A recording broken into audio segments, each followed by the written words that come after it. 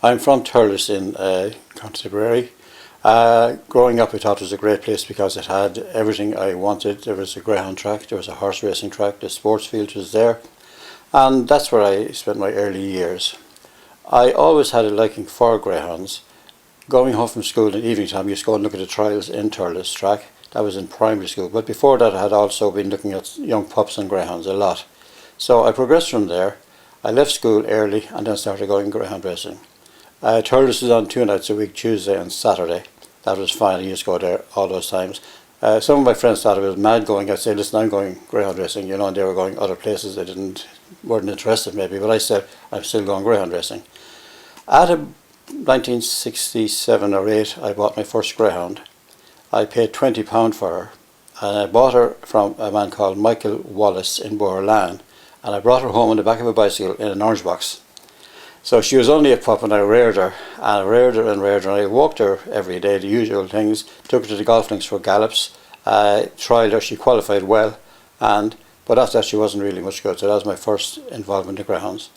Something about that is she was by Clonalvy Pride, out of a bitch called Dunstown Smoke, and as it happened, Dunstown Smoke would be a prefix that Gus Hiney's father would have had.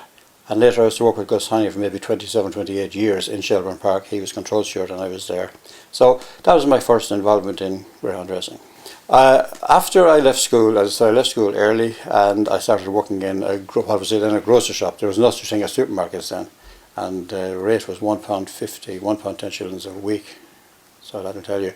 And the top rate for that job after 7 years of service was £9.10. So I started working there anyway, and after a couple of years I was assistant manager, and then progressed to manager of their branch in Youghal in County Cork, which really suited me because there was a greyhound track in Youghal as well. So here was my week. Monday, I used to take Mondays off from the job and go back to Youghal on Monday nights. On the way, go to Clonmel, dogs in Clonmel. Tuesday, go to the dogs in Youghal. Occasionally go to the dogs in Cork on Wednesday. Thursday, Clonmel, Youghal Friday, and rush back to Thurles on Saturday night for the dogs in Thurles. Greyhounds were my life, talk about nothing else, only greyhounds day in, day out, and that's the way it was. There was a sire at the time, maybe more of a coursing sire, Newdown Header, and he was the talk of the country at the time. He was breeding everything he bred, won trial stakes everywhere, and every day he was winning like that. Also, there was great greyhounds at the time. Yanko Boy was a greyhound that done very well for Matty Costello and Borsallee. Flaming King was a very good dog for Tony Quigley. He beat Pauline Wallace's Wonder Dog in Limerick in a race, and I was there. So anytime I could get going to the dogs, I went to the dogs. So that's the way my life started anyway. So in December 1971, I applied for a job in Thurles greyhound track, and I was interviewed in the first week in January.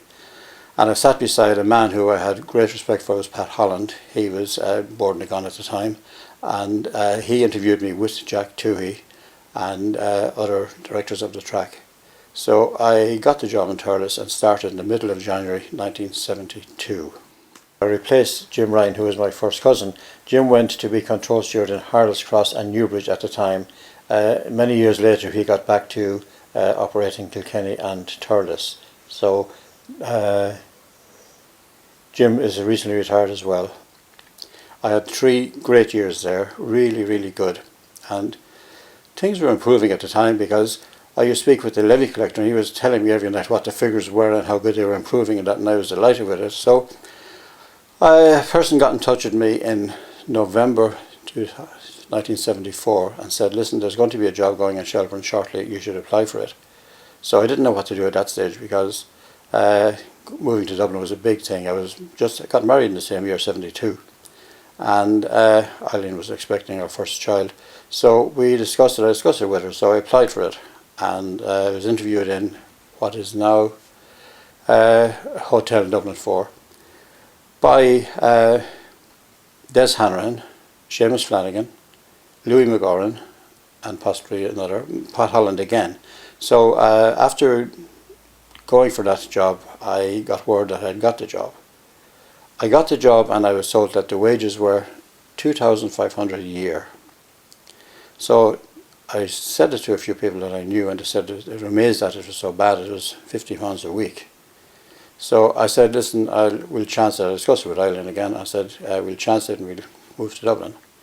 So moved to Dublin, had to get a house to rent. The rent was costing €25 nearly a week, and I was earning 50.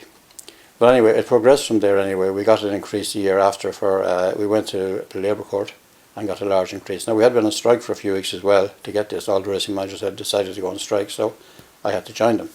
So we came back and we were getting £100 a week. That was our rate then, which was very good. That made a huge difference.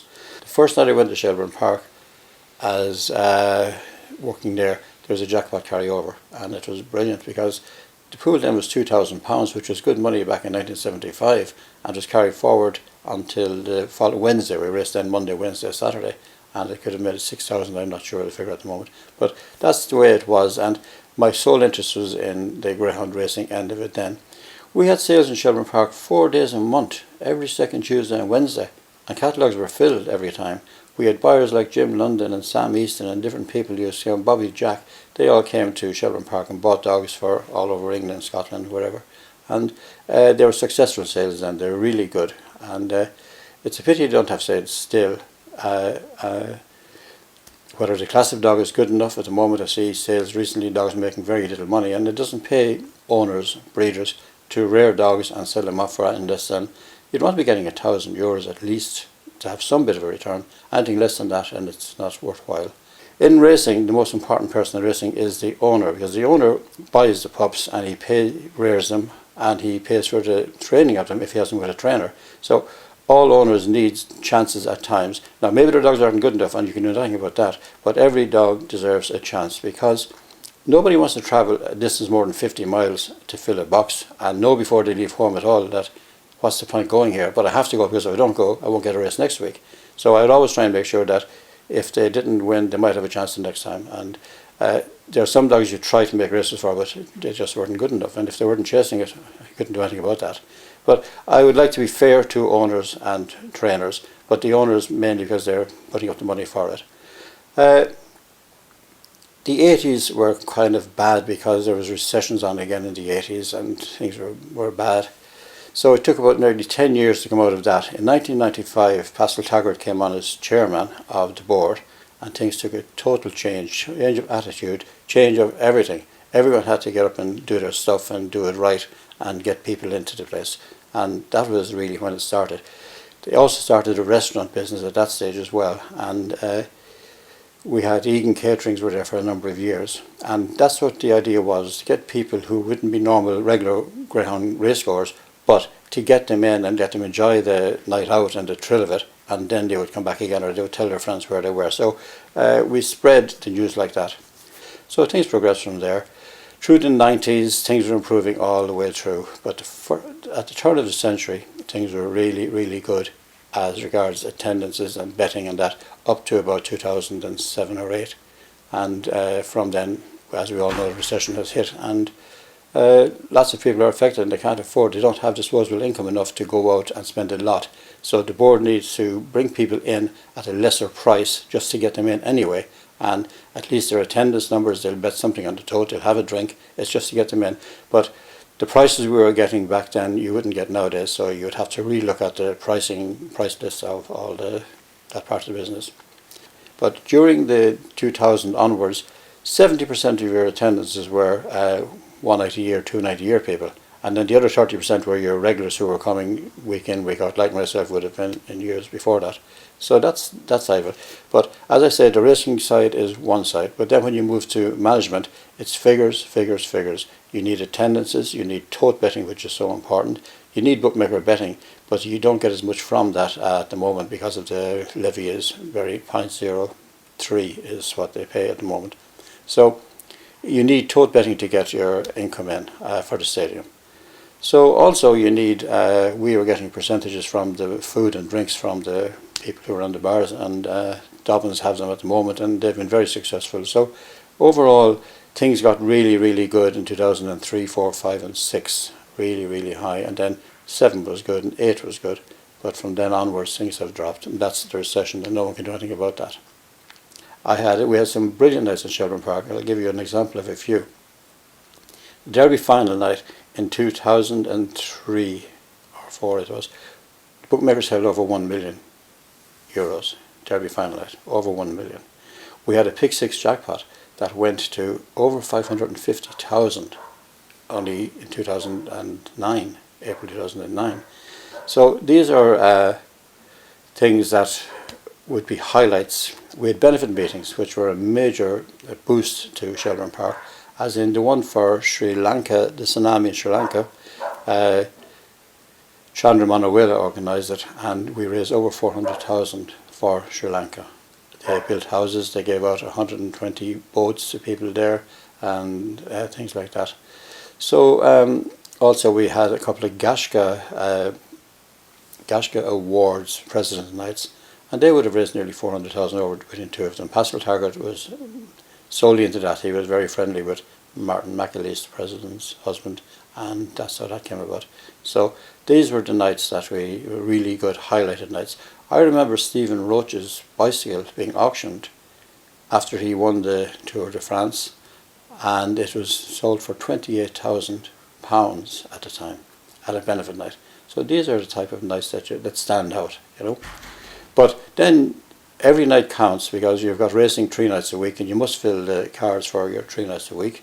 And it's tough going nowadays, and I do believe that greyhounds are scarce throughout the country in different places and that. So it's not easy, and you need to have a good dog to travel to Shelbourne Park, as where I was. You need to have a good dog. I think we had, in my time, the best possible racing ever. Every Saturday night would be world class, and that was the aim. I would always nearly started the night with a 575-yard race, because I always found them that they would get, they were interesting in that, and people would back on them because they would know the dogs as well. We would never have had, as they are now, anything over an A1 on a Saturday night, anything worse than that, never ever. And that's the way it was. And I did have a few trainee managers with me, and some were really very good, and some were proving good today. We had at the time Tom Cannan, who is now in Kilkenny. We had Eamon Mackey, who was in Newbridge, and we've had Liam Kennedy is in Limerick.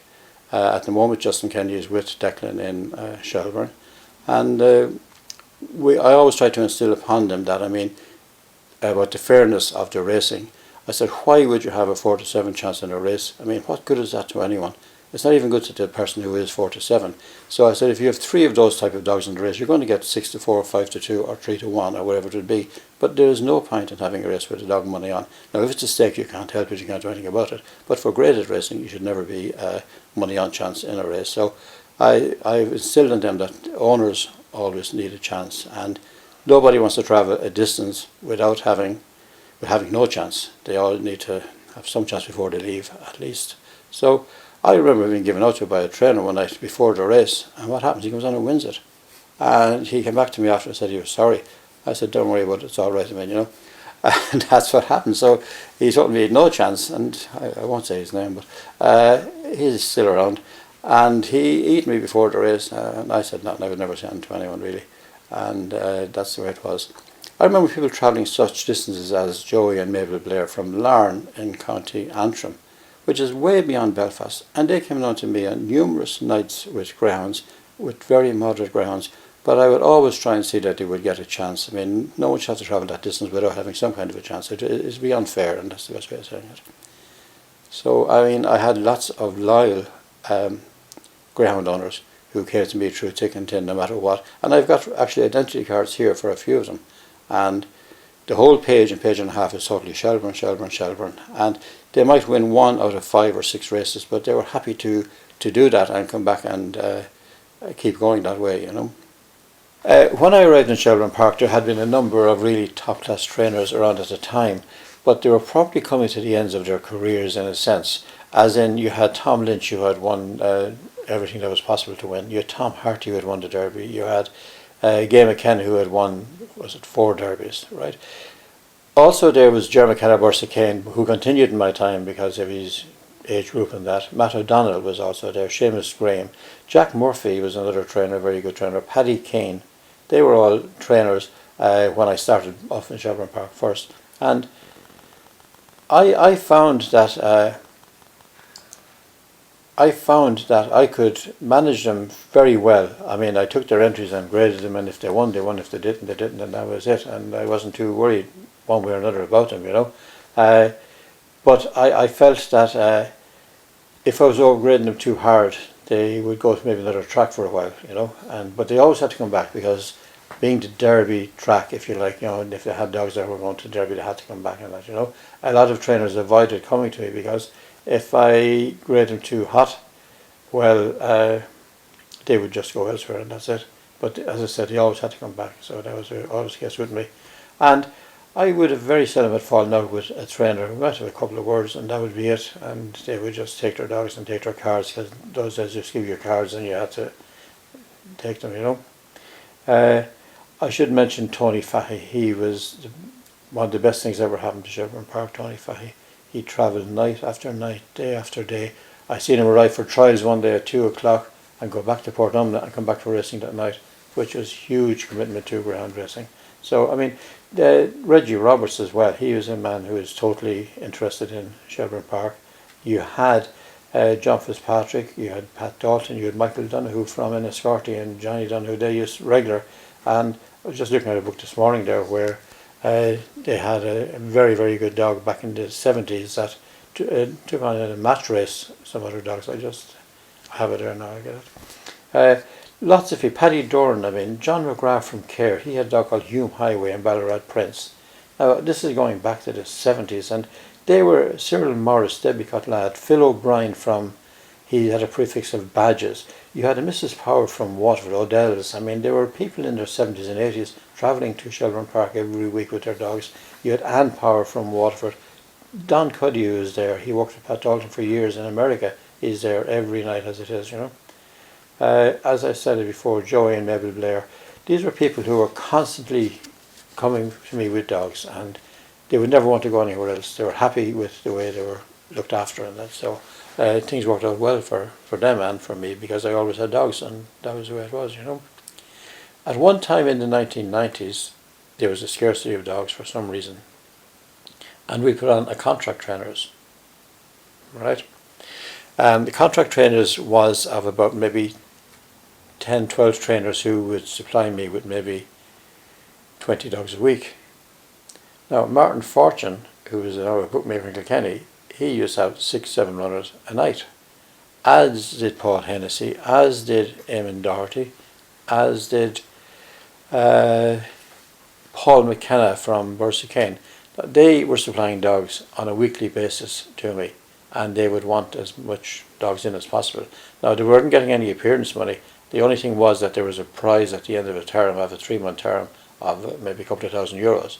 And I do know that Martin Fortune backed himself with Ted Hegarty to win the Trainers' Championship, and he did win it, so he got a big prize. But we did have a situation like that. Now, it wasn't contract trainers, not without the bags side to it, you know. So they were getting races, we were getting dogs, and that's the way it worked, you know. So I've had some very good times in Shelbourne Park, really, really good. 99% are good, 1% might be bad, but I can live with that. I mean, that's easy, you know. So I do miss greyhound racing a lot, and I've been going on and off since I retired, but I find that I don't have anything to do, and I kind of lost that I don't have some active part in the night, so it's easy for me, just maybe stay at home, you know, something like that at the moment, you know. That's the way it is. Okay, my first derby was in 1975, and the greyhound I won it was a dog called Shifting Shadow. He was owned by a man called Comiskey, and he was trained by Podger Malife and Sean Cale. Now, Shifting Shadow was the last greyhound entered in the derby for that year, and he ran very well and won the derby final. But throughout the derby, cars were sponsoring the derby, and they used to bring in a couple of cartons of cigarettes to the staff every now and again for more promotional things like that. So there was a man called Jim Gibbons, and he'd always hand me a card and say, mark that like that, and I'd say, right, okay. I marked one night and I marked the whole card straight through as winners. He could not believe it, and I couldn't believe it either, because I've never done it since. But that's the way it was, and George Deegan, old George Deegan, was on the traps, and he'd often say to me, oh, you put a few marks on that, and I just mark a few, and again something similar happened one night with him, but that is the only 2 times that I would have ever have gone through the card. But then I often marked it for people that would be guests and that, and they never want to go back again because they ran so bad, so it's just lucky, and that was it. So as I said, Shifting Shadow was the first derby one I was there for. Next one was Tawn Moor, that was Paddy Nolan's and Jack Nolan's from Enniscorthy, and that greyhound was owned by Afric Campbell from Mount Merrion in Dublin. They were related to Nolan, so that was my second derby. The third derby was won by a very good dog called Linda's Champion. Now Linda's Champion was also taking part in the Tipperary Cup at the time, so he had to run on different nights of the week, and to get through it, and he won the derby in 1977. 78 it was won by Pampered Rover, which was trained by Paddy Kane, Olive Kane and Paddy Kane, and I think he was an outsider on the night, but he really flew on the night and he ran really well. Next up was a bitch. Now bitches very seldom win the derby. There's only been in my time 3 or 4, as in Penny County was this one. She was trained by Matt Travers in outside Dublin, and that was the first bitch in my time that won it there. Next we had Michael Barrett. Michael Barrett had trained Linda's Champion, and next then he came back with a dog called Sure Miller, and he won it in 1980. Next up was a dog called Boulderwork, was owned by guard Frank Regan from Cashel, and he was a complete outsider in the derby, but every night he was popping out and surprising everyone, and he won the 1981. In 1982 we had a dog, Coulodyne Super, which was probably originally owned by Kavanagh's in Wexford in Enniscorthy, outside Enniscorthy, and he had been bought by Colm and Mary McGrath from Coal Island, and he won the 1982 derby. Colm normally had a lot of top-class dogs, both coursing and tracking, as he was into buying probably good dogs. So when you could afford to buy them, you already had a ready-made dog on your hands. Next is a dog from Cork 1 Belvedere brand. That was the next derby after that. And now the next one was a very important one for the industry, which was owned by Pascal Taggart, Dipmac. Pascal Taggart and Noel Ryan owned him, and he was trained by Seamus Graham. That was one of the first of Seamus's number of derby winners. After that we had Charlie Fall. That was in 1985. Charlie Fall won with Tubber Curry Lad. Again, a good derby winner. I met Charlie Fall at the recent launch of this year's derby, and he is really well.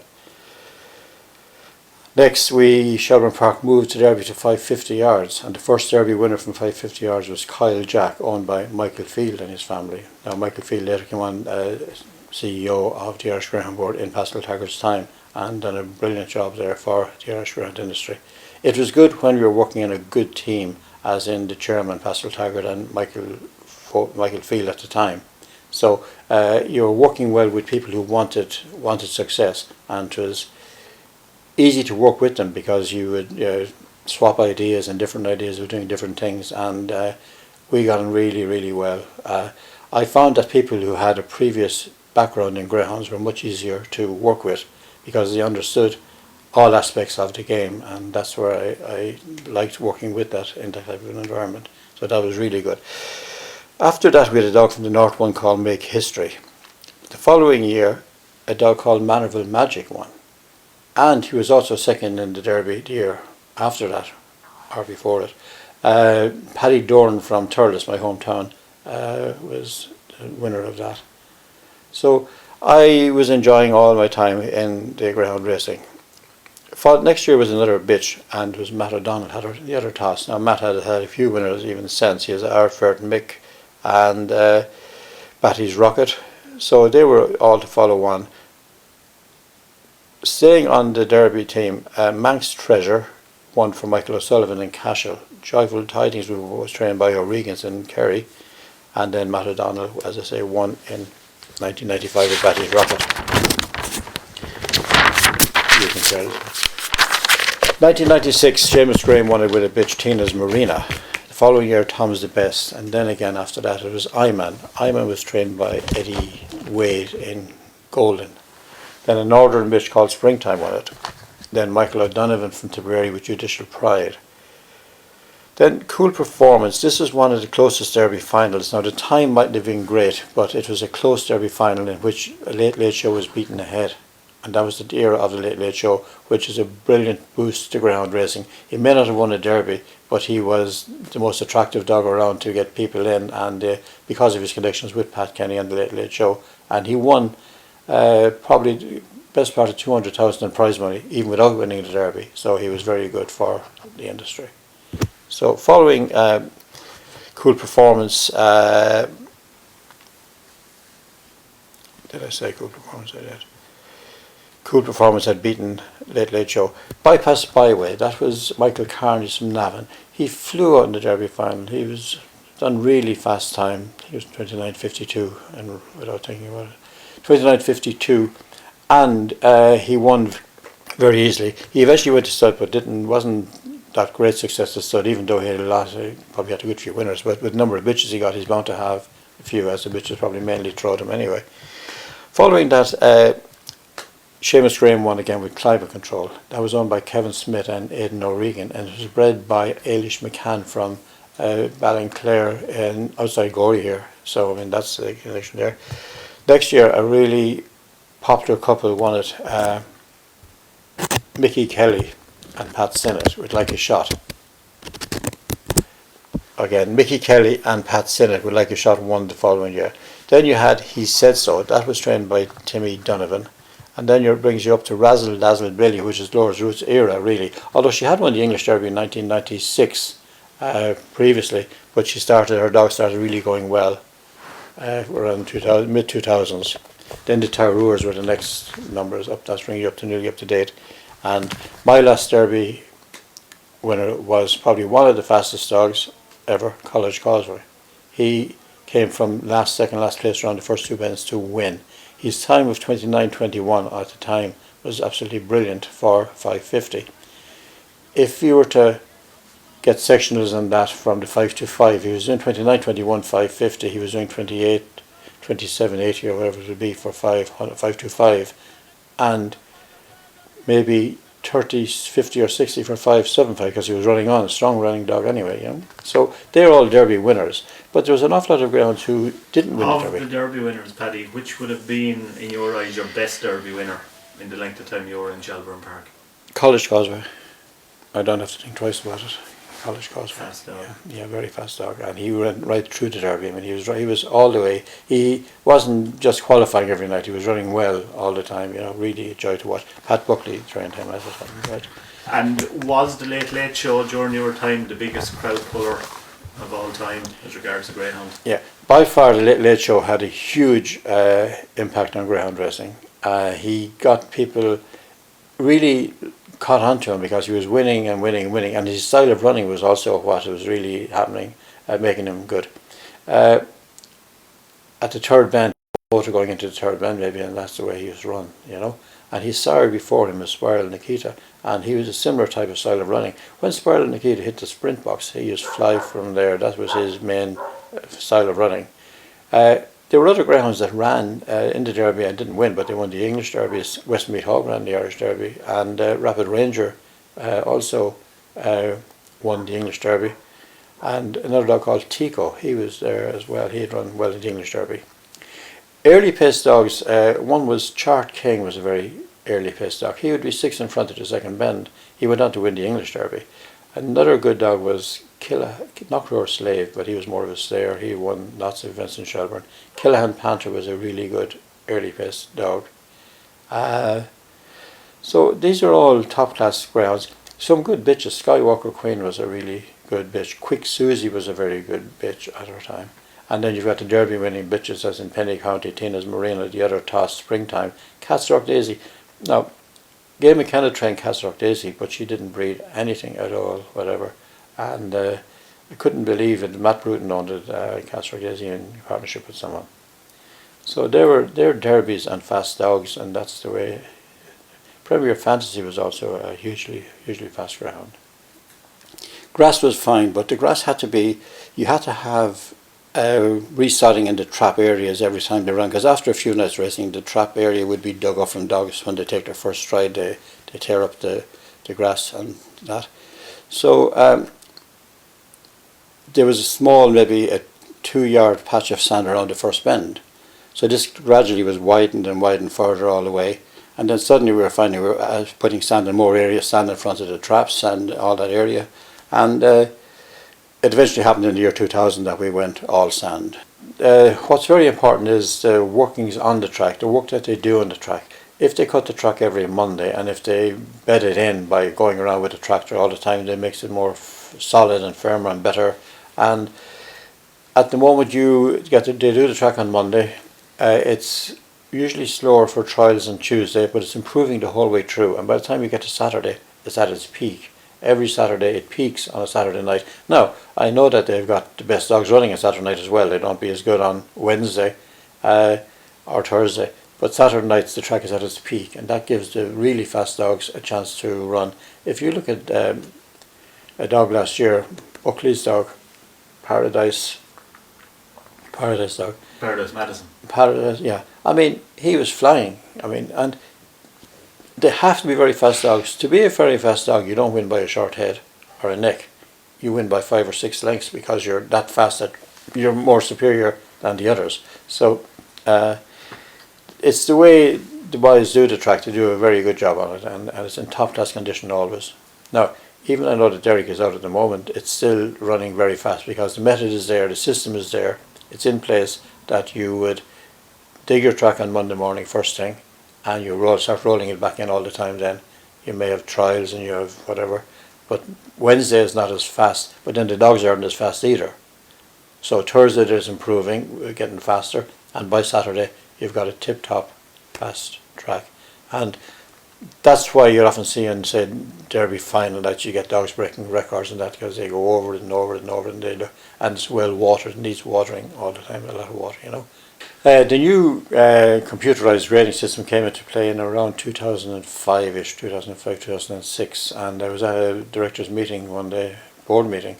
Then we used to attend board meetings, which was very good because they got your views and you got their views, so you knew exactly what people were thinking. So when they brought in this system, I asked at the meeting, it's in the minutes, I asked at the meeting if this system was suitable for Shelbourne Park, and they said, why? I said, you need a pool of 200 to 300 dogs to do a grading system properly. It's no point just putting a grading system with dogs that you're only getting on a weekly basis. You had no build-up of a pool, you were starting, and you were probably maybe sometimes having to add 2 grades together to get a grade. Now, you were allowed, say, an A4 and an A5 to get a mixed grade if you wanted to. So I was told that it was after costing a lot to make this system work, and that I had to stick with it. Now, I didn't actually think it was the best for Shelbourne Park anyway. Now, a country track that might have 300 dogs or 400 dogs on the track, they'd be able to grade the dogs better. The grade isn't just the dogs only, it's the people as well as the dogs. I mean, if you don't look who you're putting into the races together, well then, what's the point in grading them? I mean, you must look at it.